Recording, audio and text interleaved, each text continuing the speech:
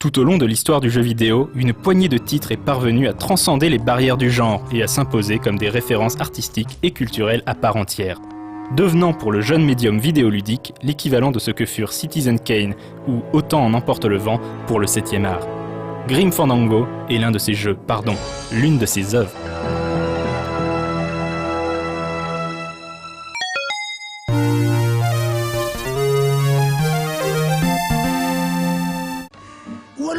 Dans les années 90, le nom LucasArts était synonyme de qualité et invariablement associé à leur genre fétiche, l'aventure graphique.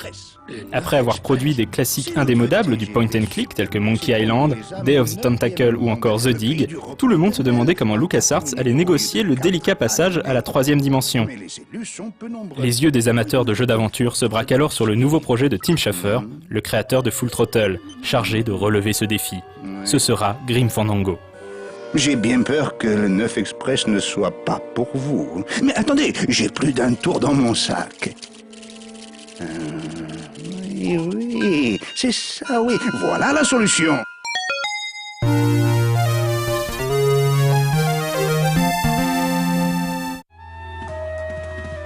Le maître mot de Grim Fandango est identité, qu'elle soit graphique, scénaristique ou de gameplay. Grim Fandango ne ressemble à rien d'autre. Puisant son inspiration dans les traditions de la fête des morts mexicaine, le jeu se déroule au pays des morts, années 50 décalées à l'architecture art déco où les personnages sont des calaveras, des squelettes de papier mâché.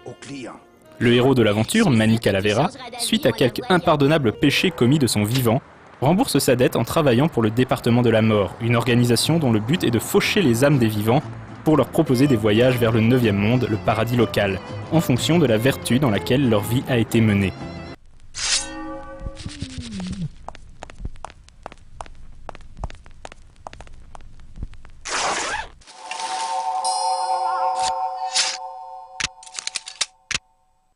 C'est un bal masqué ? Un beau jour, Manny découvre des malversations au sein du département et commence à soupçonner que le destin de certaines âmes a été détourné au profit de défunts bien moins recommandables. Désormais en danger de mort, ou plutôt de germination, méthode poétique et terrifiante pour se débarrasser d'un trépassé de manière plus définitive, Manny va commencer un long voyage de 4 ans à travers le dangereux pays des morts, avec à la clé le salut d'âmes dépossédées et peut-être sa propre rédemption. Tout au long de ces pérégrinations qui l'emmèneront de la ville d'El-Alamoine aux portes même du 9e monde, Manny va rencontrer toute une galerie de personnages inoubliables. Glottis, l'énorme mécano maladroit, la vertueuse Mercedes, alias Meche, Salvador, le révolutionnaire, ainsi que des ennemis acharnés au service du sinistre Hector Le Mans. Si l'humour tient une part prépondérante dans ce scénario d'une grande richesse, la tragédie n'est pas absente. Certaines scènes, absolument sublimes de poésie morbide, parviennent même à arracher des larmes aux joueurs, ce qui n'était pas si fréquent à l'époque. Lola! Lola! Grim Fandango n'est jamais gratuit, et d'une intelligence rare, trop rare encore dans les jeux vidéo. Cerise sur le gâteau, le jeu bénéficiait d'une version française de tout premier ordre. Vous n'êtes pas l'infirmier ? Non.